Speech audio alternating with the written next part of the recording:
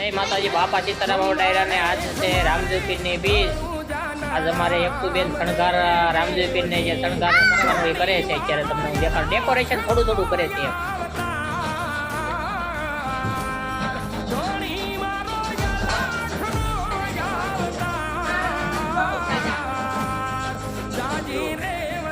એટલું શણગાર કર્યું છે આજકાલ થોડીક જગ્યા પક્કીમાં રાખ્યા છે રામદેવ પીર ને નકર અમારે દર પેલા હાકડાઈશમાં હોય।